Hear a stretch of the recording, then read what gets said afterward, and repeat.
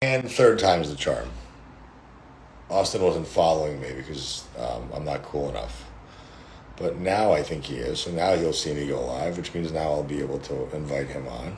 And we'll be able to actually have the chat that we're supposed to have. Sharon's back. Hi, Sharon.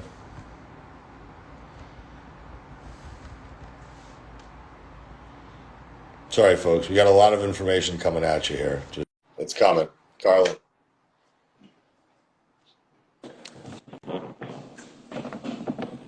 Yo. Hey, I'm not seeing you. I'm seeing. let's see here. Let's get a camera on. It's probably because there we are. There he is. You had backwards facing, so we got That's it. okay. We're all about the information here. This is not about looks. It's not production value. No, Like, not at all. I don't care. okay, I'm not the best perfect. looking guy on earth. As long as I'm smart, that's all people care about. There we go. All right, So, sweet. talk to us for people that don't know what you do and who you are. Talk to the audience a little bit about the demographic you work with and some of the stuff that you're doing for Okay, sure. So my company's actual name is Integrated Muscle and Health. I have been coaching now. This will be my 13th year of coaching. I started like a lot of people, personal training space, way back in the day, like pre IG. Um, so back when functional health wasn't really on the radar for 99% of people, I started with exclusively body composition, demographic, contest prep, the basic stuff, right? And I still do a lot of that. So my clientele now is probably about, I would say it's about like 50 to 60% competitor, and probably like the rest is Gen Pop. Now, a lot of those competitors are also functional health clients like that I'll work with to fix before they're ready to compete again, type of thing. Um, so I do work with quite a few competitors, but not all of them are like actively competing at the time that I'm working with them, if that makes sense. So, but other than that, my demographic's extremely mixed, man. Like I have men, women, anything you can possibly imagine. I basically do, and that's really what I prefer at this point, just because that variety has helped me be expose me to more situations and more like kind of nuance to be able to help with those really difficult complex cases over time. So I work with a lot of everything at what this would, point.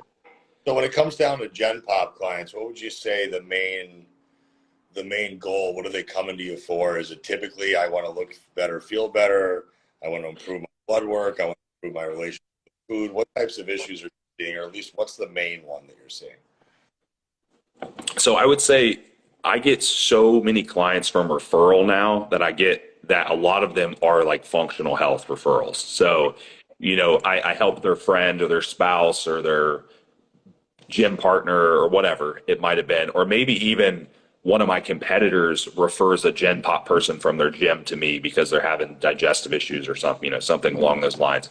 So I would say a lot of my referrals that are Gen Pop, or a lot of my clients that are Gen Pop, are probably more so they are body composition goals, but they're the people that have kind of exhausted all the options on their own and they don't know where to go. So maybe they've gone online, they know how to, maybe they track their macros, and they have some idea of routine and structure, but they've lost that 10 or 20 pounds, but they're like, man, I'm just not functioning the way that I should.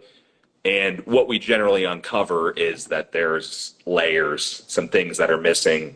And it could be like the 40-year-old female that's been on birth control for 20 years of their life. So it could be like the gym bunny that's been doing, 2 a day cardios for 20 years. Like, so it really varies, but I would say most of the people have at least like some functional health component to them when they come in.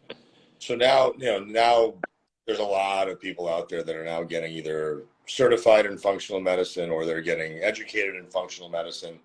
Can you explain to folks what that entails and how deep is that education? Like, I want to build some credibility for the industry. Like, I want people to Sure. understand, not just a fucking meathead.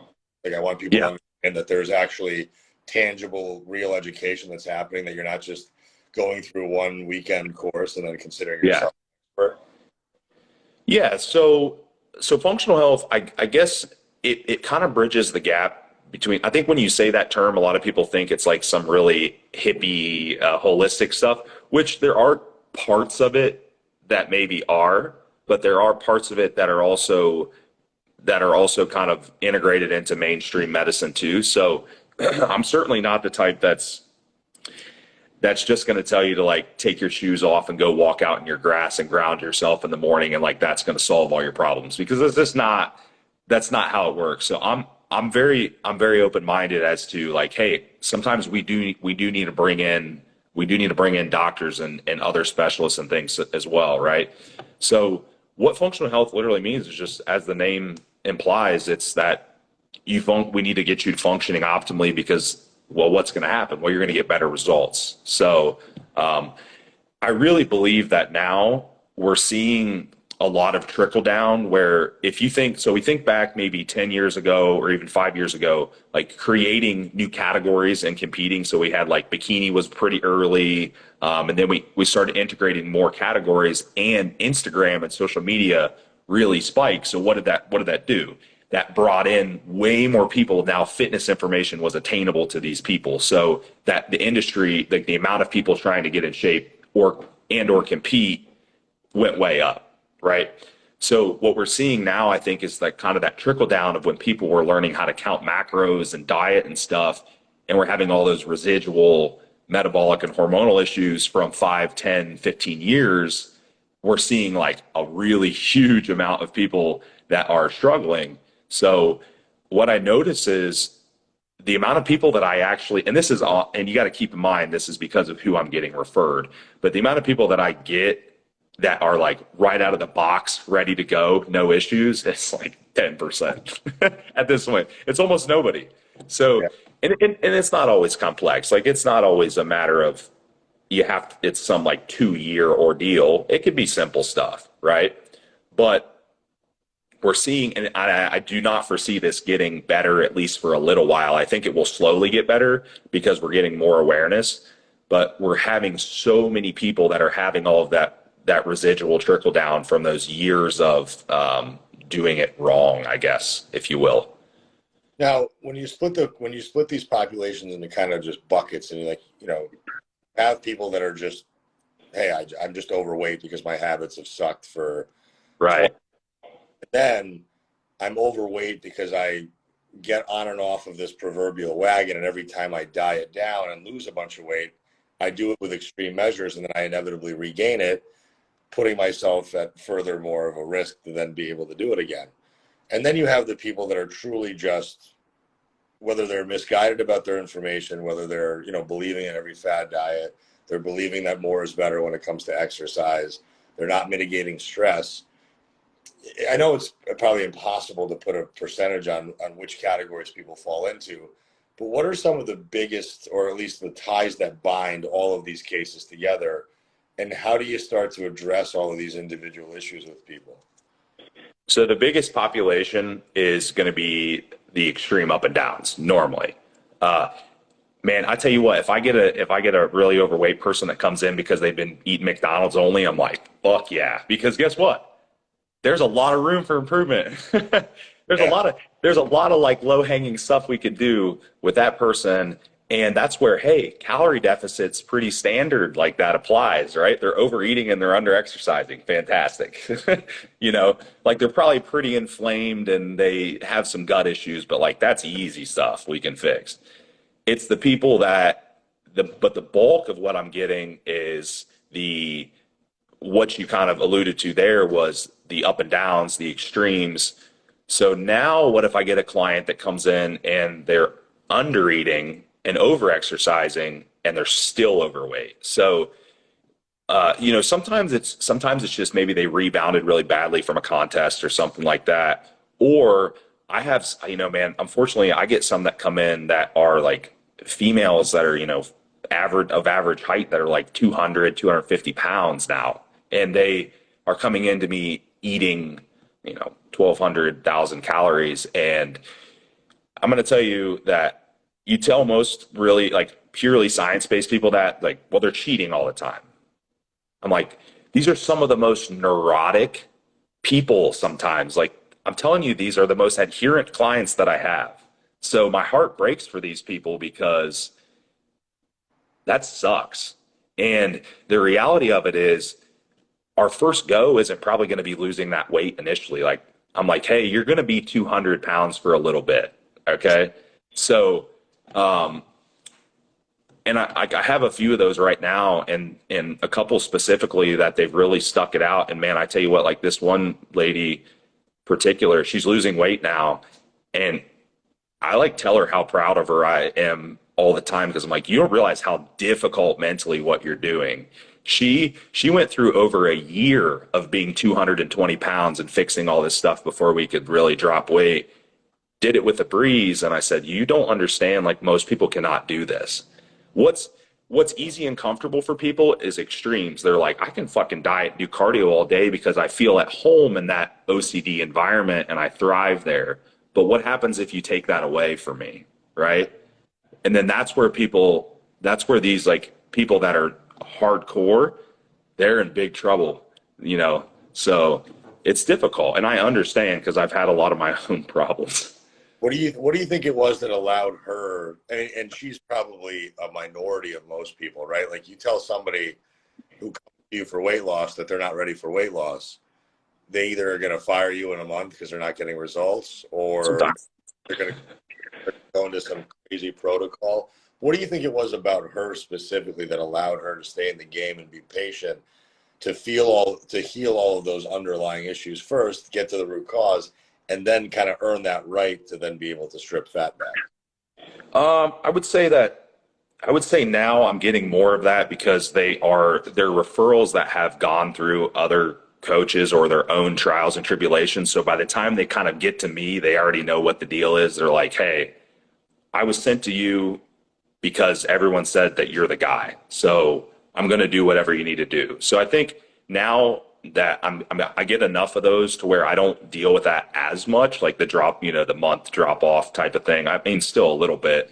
Sure. But one of the things that I think is helping me a lot is just being really honest with people up front and kind of doing and kind of pointing out. I go right at everyone and not being a dick, but I tell everyone like, this is what you're doing wrong. This is what you've done wrong. This is what's going to be difficult in this process. I need you to know that right now. Not a month in when I'm already seeing all these, I'm like ignoring a little bit of all the bad habits that are going on. I'm going to tell you everything right off the bat. You're in or you're out. So I would say I'm getting less of the people that drop off after a month, but I do get the ones that don't even start, right? Because they just don't, they're not ready to accept what I'm telling them, I think. And it's unfortunate, but what I always do with them is I let them know like, hey, doors open. And it's more of an ethical thing for me that I'm not going to continue to put you in a compromised position. And because eventually for these people, that body composition goal it turns into more of a quality of life thing. They're like, hey, I'm overweight, but I can't even I have people like lose their job because they like cognitively, they can't fucking perform, like they were these really high performers, right? At their job. Maybe they worked corporate or something and they're working up the ladder because they're go-getters, right? They're like, man, I can't even do my work duties. My family life is suffering. My relationship with my spouse or significant other is suffering because I feel so terrible all the time. So it becomes like a question of you have to do this, or where are you going to be at in another 5 years? Can you imagine where you're going to be? So that's the kind of stuff that I'm telling people. I said, you're worried about right now that 20 pounds you need to lose. Come back to me in 2 years and you're going to be worried about a whole different set of issues. That 20 pounds is out the window at that point. Yeah, I mean, at that point, you're going to be so unhealthy you're going to be on 3 different statins and a glucose disposal drug, and you're going to be going out of the doctor's office. And I don't like to toot our horn as coaches and say that we're the front line of healthcare, but let's be very real. We are the front line of healthcare. Like, we're doing stuff in healthcare that other healthcare professionals do because their hands are tied by the insurance system, and we're not. So, Yes.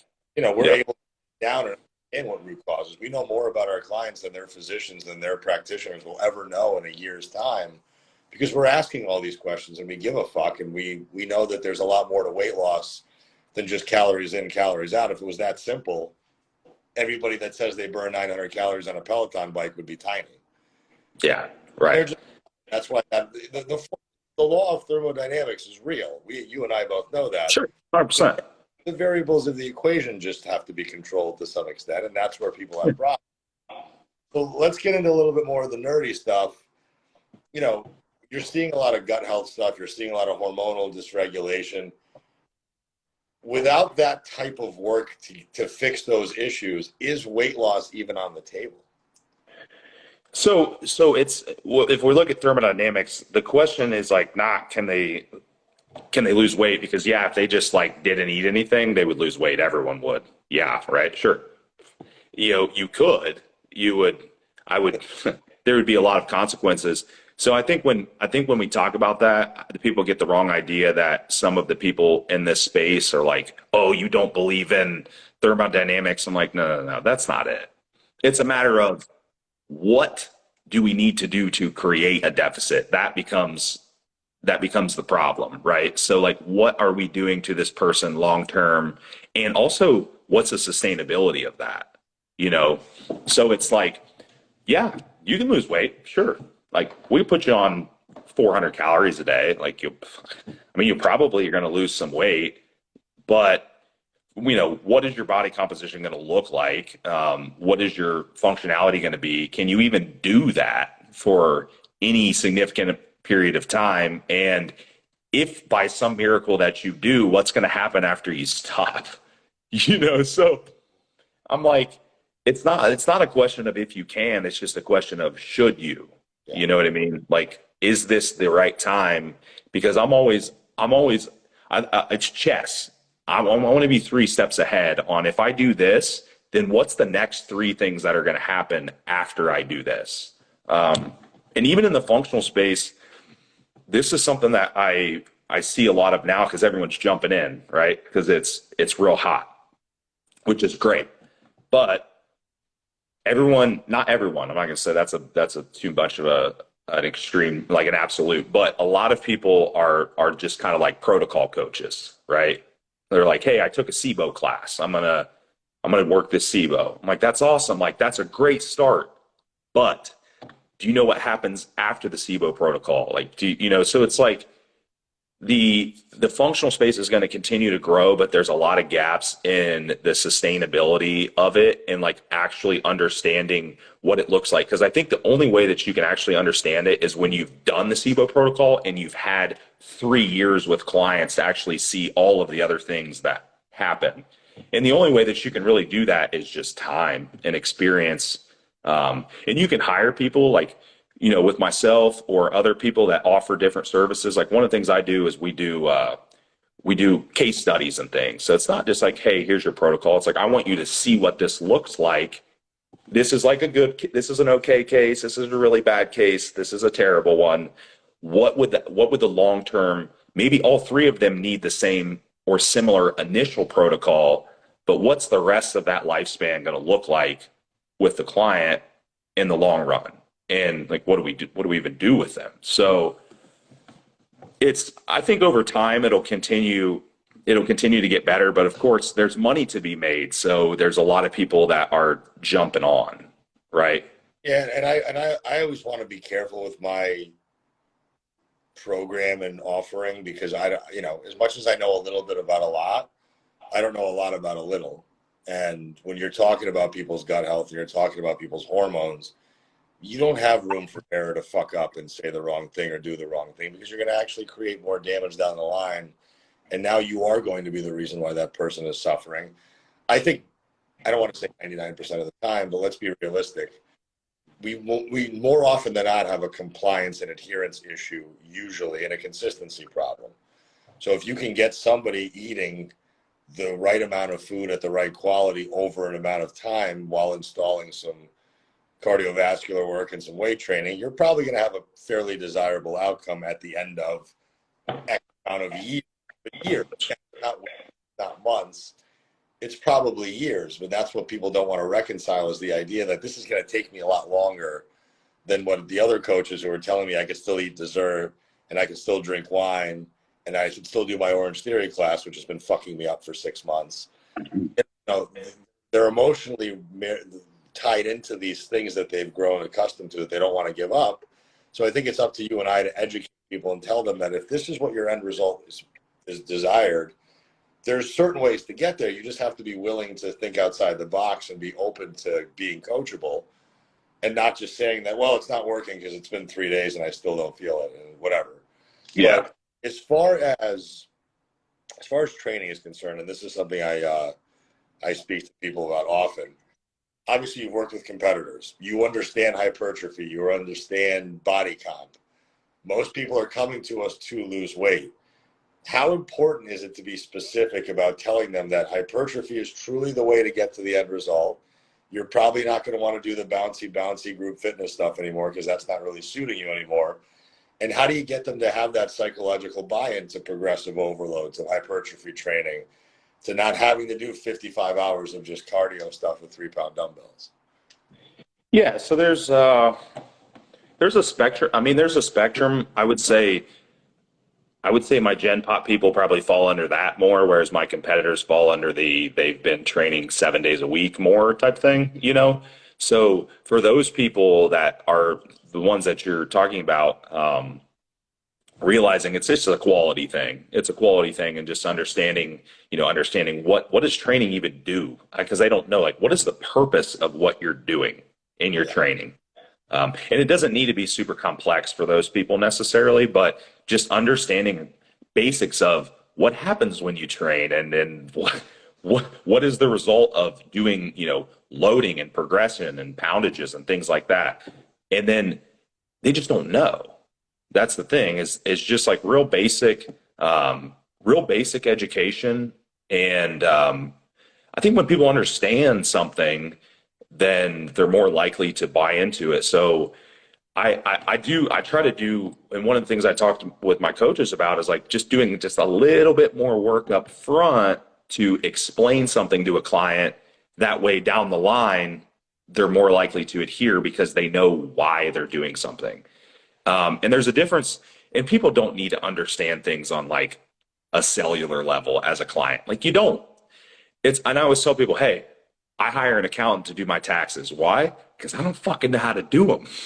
I know the basics. Like I know how to keep my receipts and do my write-offs, but I don't know how to do it. That's why I hire someone. I just want you to understand on a basic level why you're doing something.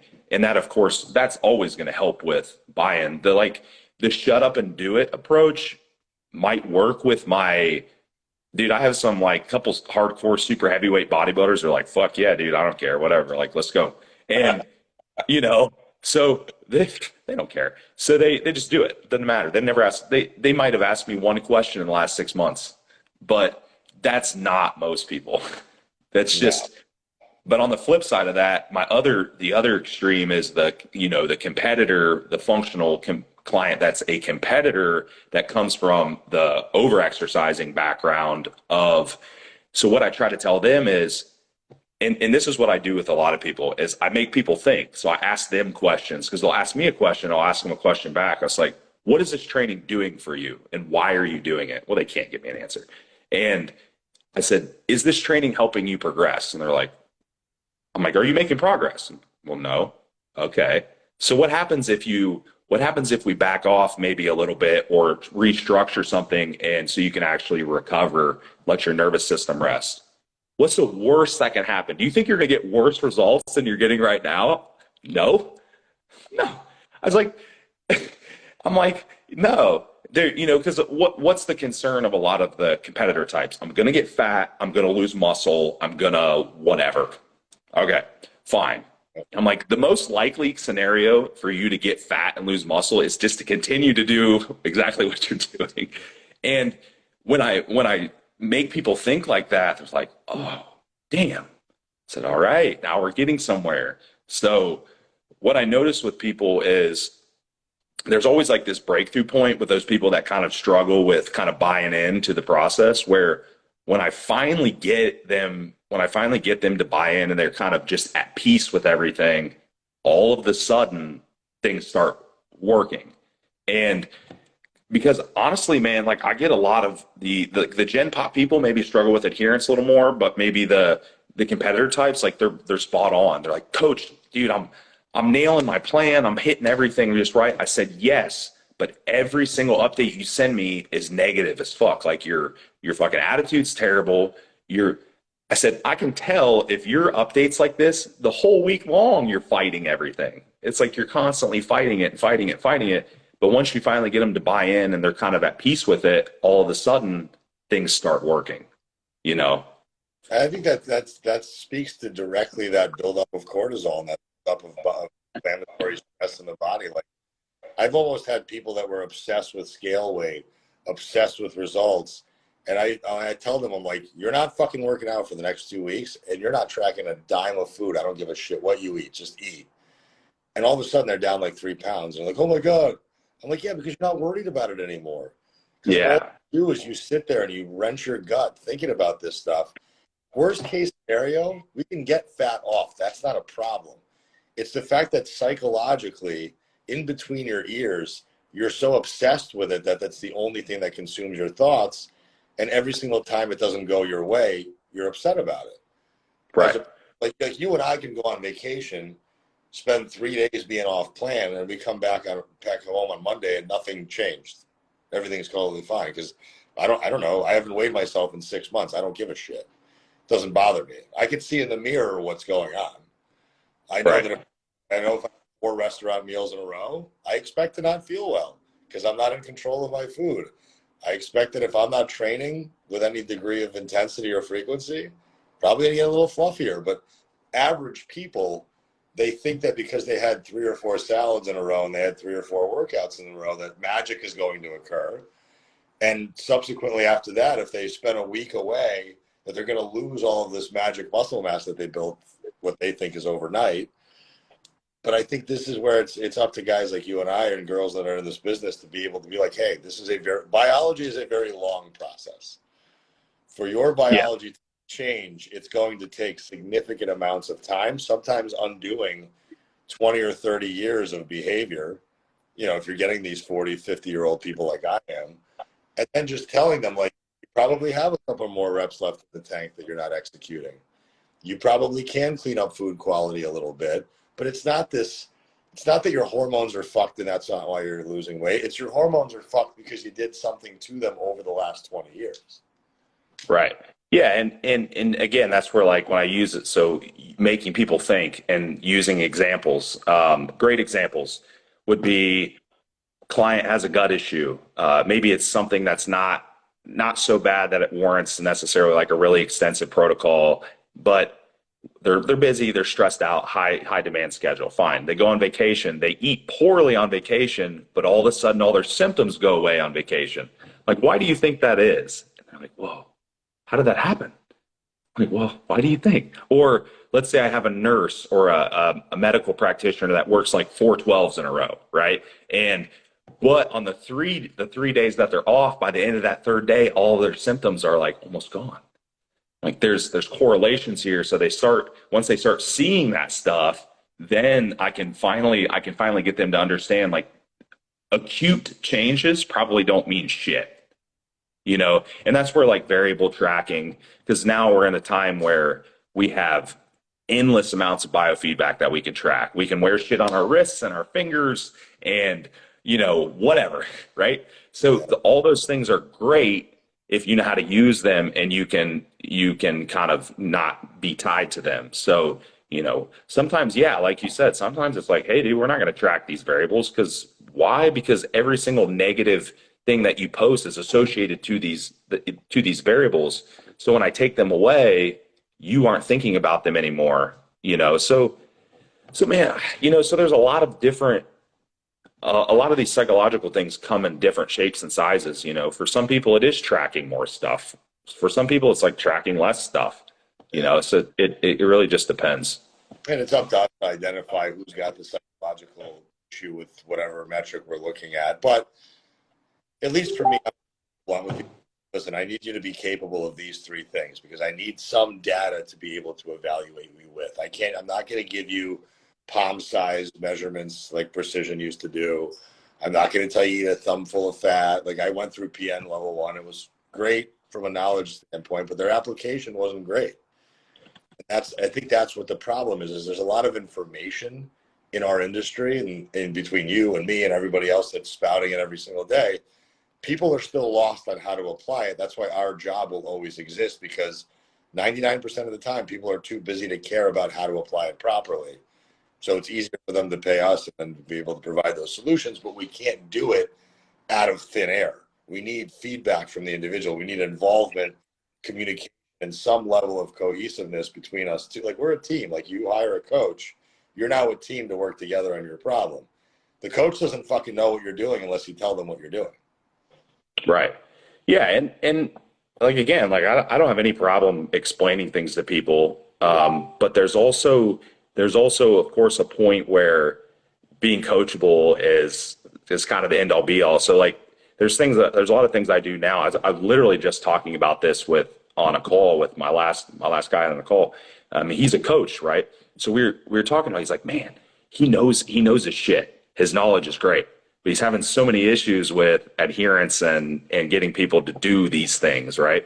The functional health stuff, right? So we're talking about like, again, like doing that front end work and being more honest with people right out of the bat and like letting them know this is what it's going to entail. This is what you have to do. You can get better, but you're going to have to do this because I think now every person's coming in and they're like, well, so and so, my friend went to you and they did really good and you healed their gut. I said, yes, but your friend listened to every single thing that I said and did all of those things over the course of 8 months, and they did a fantastic job, and now they're doing great. And guess what? They can go have wine on Saturday night with their free meal, and their gut's fine on Monday now.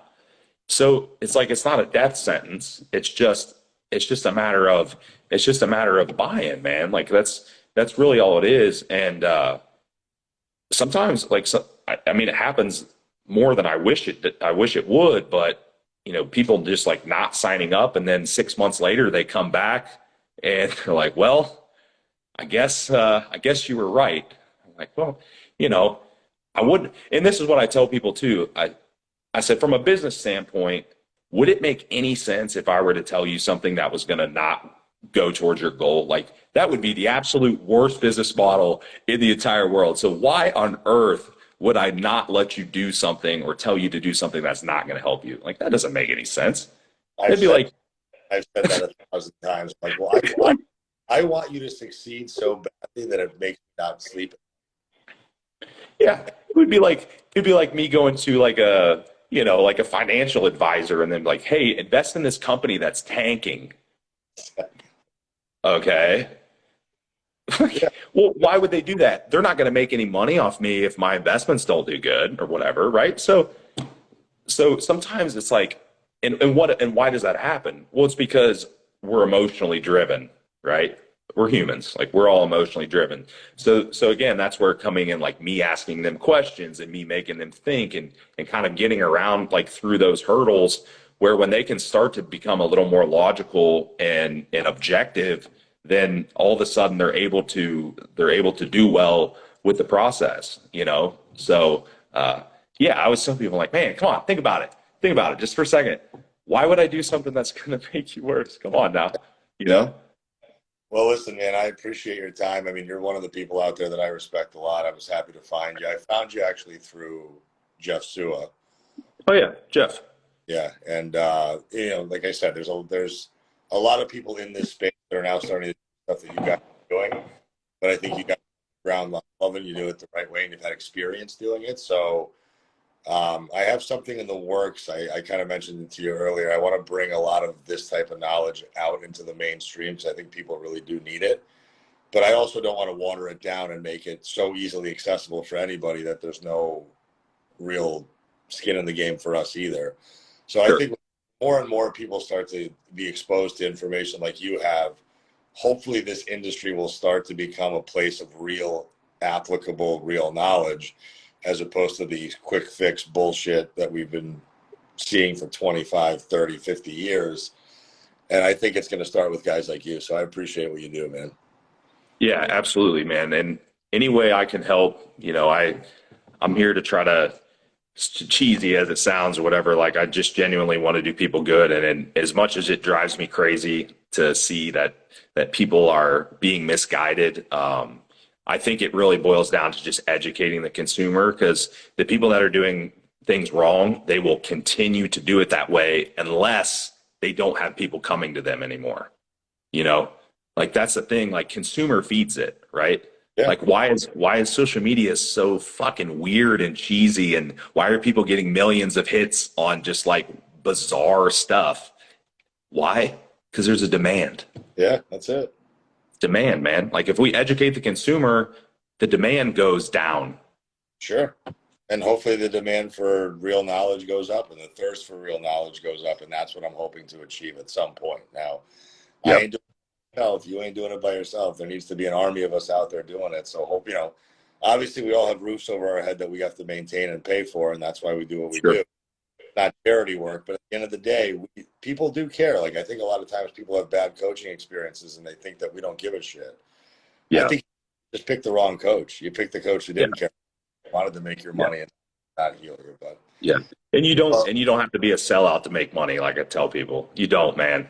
You can do great for yourself if you just care and keep doing things the right way. You'll be fine. yeah, I mean, listen, I haven't posted a picture of myself in 3 years. Yeah. So I appreciate it, man. Thank you for the time today. I'm sure we'll connect at another time. I'm actually going to look into some of the stuff that you offer. So thanks a Sure. lot.